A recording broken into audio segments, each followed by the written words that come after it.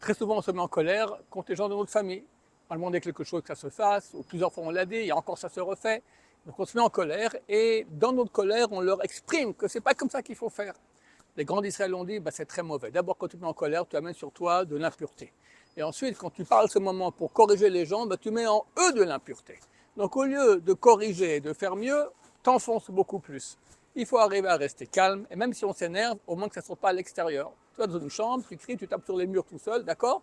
Après, tu rentres. Quand tu es calmé vraiment, alors tu fais une remarque avec un grand sourire à ta famille, que c'est mieux la prochaine fois de faire mieux, etc. Regardez-nous combien de fois on fait des erreurs et on veut se corriger, on continue. Alors demander à des petits-enfants, demander aux autres d'être parfaits, ça n'existe pas. On ne peut pas demander aux autres que nous-mêmes on ne fait pas.